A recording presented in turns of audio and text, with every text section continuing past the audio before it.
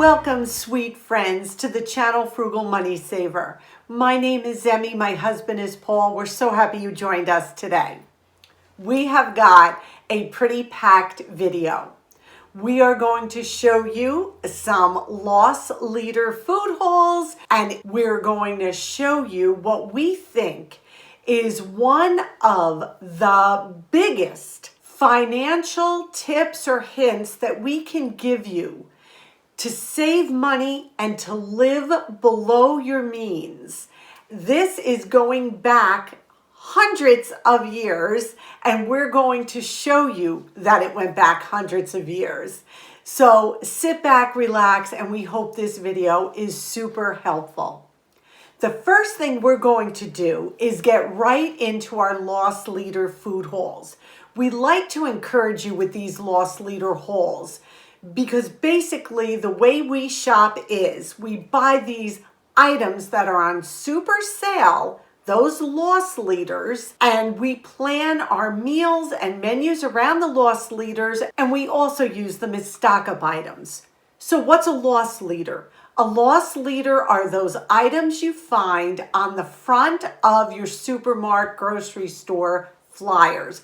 And I have a ton of videos on loss leaders, so you could just do a search on them. But basically what they are below cost food items that the supermarket puts out to encourage you to come into the store, and what they're hoping is you'll spend more money once you're in there. Let's turn the camera around and let us show you what we found. The first store we'll start with is ShopRite. The main loss leader we went in for were the fresh Purdue chicken wings at $1.99 a pound. They have not been below $4 a pound in I don't know how long. We bought 4 packages. And we will take them and we will food saver them and put them in the freezer. Have you all seen that good of a price lately on chicken wings? As you know, Paul comes from Buffalo, New York, the home of the Buffalo chicken wings. Love the chicken wing. It's a great snack food. It's a great dinner. I love them with the hot sauce, but you can make them all different ways. Remember when they used to be like 50 cents a pound and you would use them for soup way back in the day? Now they've become a delicacy. So 4 packages were set for a while. The Tutta Rosa, crushed tomatoes with basil, $1 a can if you bought 8.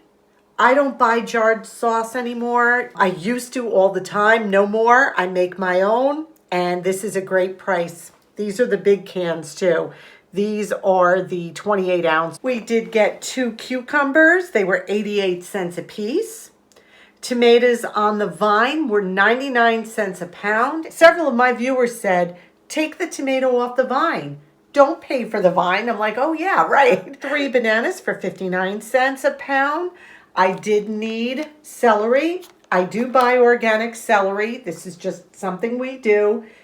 $2.99 for this big bunch. Oranges, 4 pounds for $2.99. So that was a great deal. And this is our little ShopRite haul. For Stop and Shop, I have 2 cans of free beans, Bush's 0 sugar added. So we're going to go take a look and see what these are like, but 2 free cans of bean, not a bad deal. Our next stop was Stop and Shop. We had the coupon for the free beans, so we got 2 cans of Bush's beans completely free. The register gave us those coupons last time we were there, so can't beat free beans. I also needed brown sugar, and I checked Acme, Stop and Shop, and ShopRite, and hands down, Stop and Shop was the cheapest. 2 pounds for $2. And then our last stop was Acme. I had points that I had to redeem, so we got a free cream cheese, which is great because we are all out. The milk was the cheapest at Acme, $2.84 a gallon. I bought, yes, another dozen eggs. I think that makes 6 dozen we have right now, Paul. $1.99 again at Acme. And then this was a great deal. We had a digital coupon that made the 80% lean ground beef $3.08 a pound. So the register adjusted it to $10.94 for this package. It's like a 3.5 pound package. Then there was a 30% off coupon that we tore off and scanned. So that brought the meat down with the 30% off to $7.66, which was about $2.15 a pound for ground beef. So we thought that was another great deal. So this is our total food haul. I'll give you the total of everything in the next segment.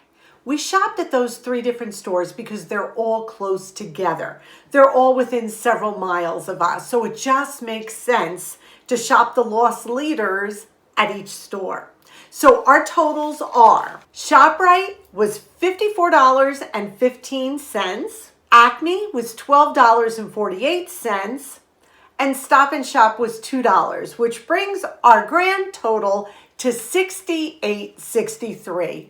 Not bad. We were pretty happy about the ground beef and super happy about those chicken wings. All right, let's get right to this frugal old-time tip that if you start implementing will save you a ton of money. What is it? It is expense tracking. It is keeping track of every penny that you spend. Now we're going to take a minute and we're going to look at an expense tracker from the 1800s. And we're going to show you this has been going on for quite a while. And obviously, it is a tip that saves you money and keeps you living below your means. So take a look at this. I thought this would be so interesting to share with you all. This is a cash expense tracker from a gentleman in the year 1886. This was a free printable I found online. And as I was reading some of the pages from this gentleman's journal, I realized he was getting married.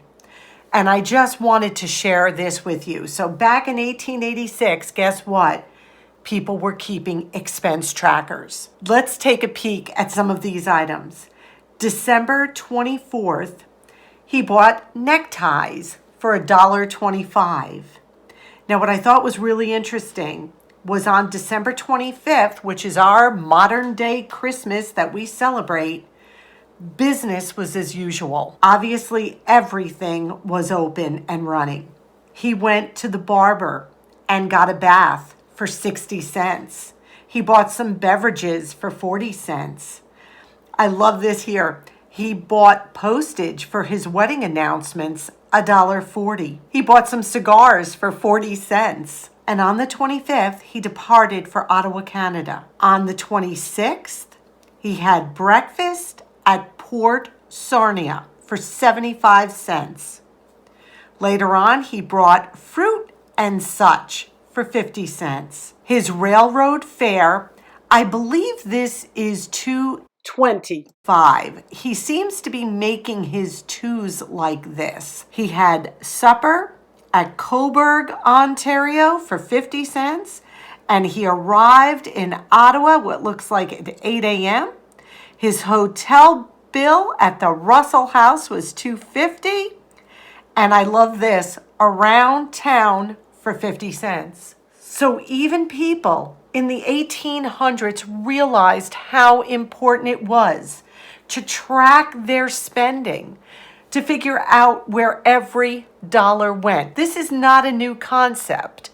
So if it's worked for all these years, then we know this must be an amazing budget tip. Paul and I just found that so interesting. It really was such a fun look at the past. Now I'm going to flip the camera around real quick and we're going to show you how we use our expense tracker. Here's our modern day expense tracker. I will share the link for this expense tracker down below in my description box. You can make your own. Just get a notebook and make some columns. First thing I do is put down March of 2023. Our categories are gas, groceries, recreation, dining, personal, home, clothing, and miscellaneous. And I'll explain just briefly. Gas obviously is gasoline for the car. Groceries are food items and also household items we put in, such as laundry detergent, dish soap, things like that. Recreation is anything we do for fun, including like our Philo subscription on the TV or our Hulu subscription that we pay 99 cents a month for.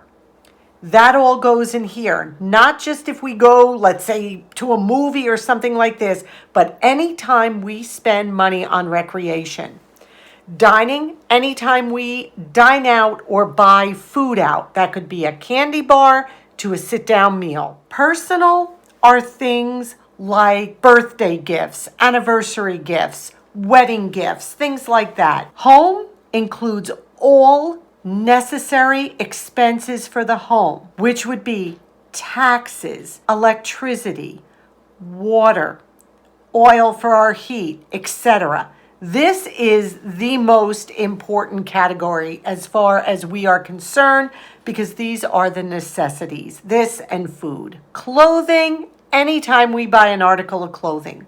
Miscellaneous would be anything else. Our thrift store purchases would go under miscellaneous. Anything that we buy that does not fit into these categories goes here. So when you go to check and see how you're doing at the end of the month, you're going to want to check your categories like recreation, dining out, miscellaneous, clothing, even personal. What's going on in those categories? Why are they so high? So what I would do here is I would put down for grocery March 1st, ShopRite, and I spent $54.15. Acme, and we spent $12.48. Stop and Shop, which was $2 for the brown sugar. And I do keep receipts, as you can see, and I will put them with our expense tracker. So if I have any questions at the end of the month, well, what the heck did I buy? I can go back and look at these dated receipts. And before you leave that store, as we have told you so many times, check your receipt. Make sure you have been charged correctly for the food items you have bought. So there it is, our expense tracker. Now, why should you do this? Why should you track your expenses?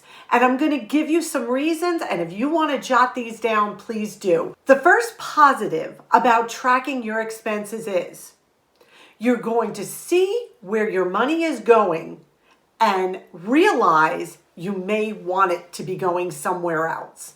In other words, if you're looking at your categories and you see dining out is just packed full, but you're noticing that you're coming short on some of your household bills, then you know right off the bat, you need to start taking some of that money from dining out, cut it back, and bring it over to your household expenses. So it really shows you where your money is going, and it allows you to redirect it to where you really want it to be. The second thing expense tracking shows you is where your wasteful expenses are going, which allows you to see where you can save. If you've got a lot of wasteful expenses, maybe under entertainment or clothing or miscellaneous, then you could say to yourself, well, goodness, if I stop buying clothes every week or whatever it may be, I can take that money and put it towards either paying down debt, paying off a mortgage, saving for vacation.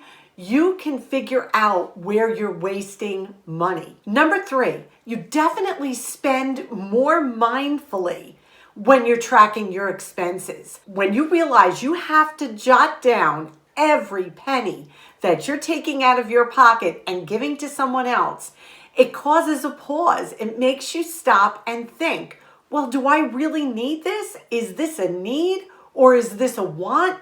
Can I do without it? Do I have something at home that will work just as well? Or can I DIY something that will actually be cheaper?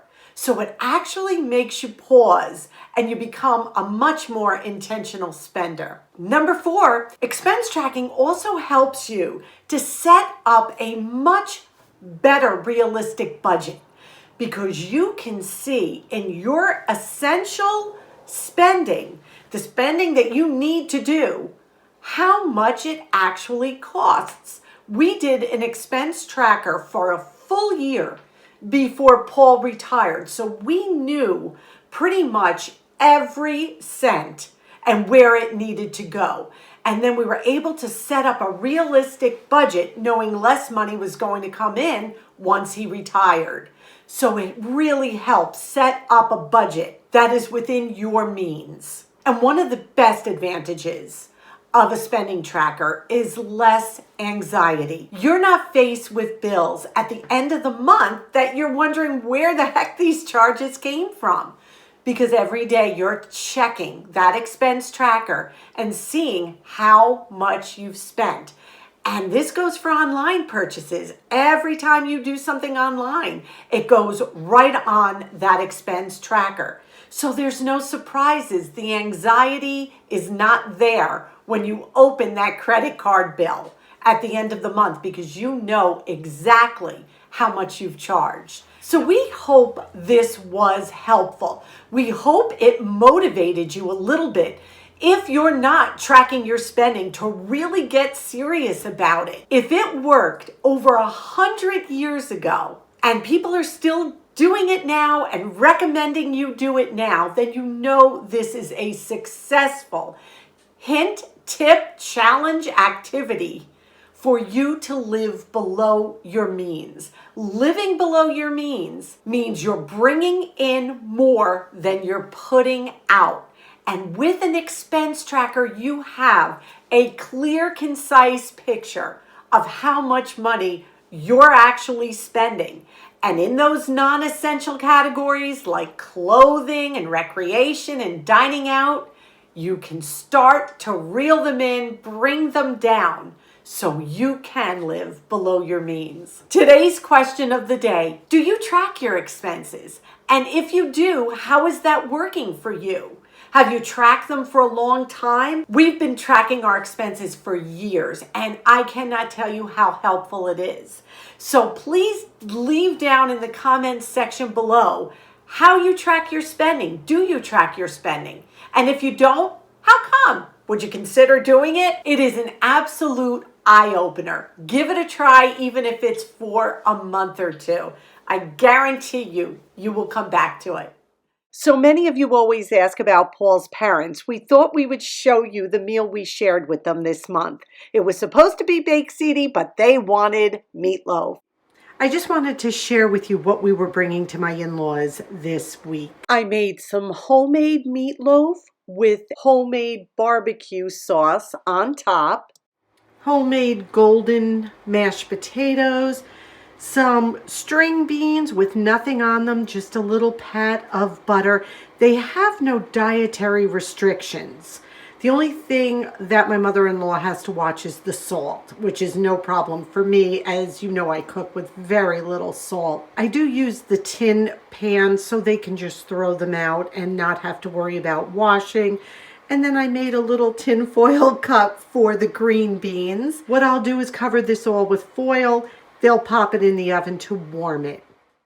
And for dessert, cinnamon muffins. So hopefully they will enjoy this yummy meal. We thank you for sharing this time with us. We appreciate you all so much. If you would be so kind, please give this a big thumbs up. Subscribe if you haven't. Click that notification bell, that little bell in the corner. Click it and go to all. This way, every time we put out a new video, you will get an alert. Come on over and watch it with us. We ask you to stay safe. We ask you to be well. And above all, we wish you blessings. Until our next video, may God bless you.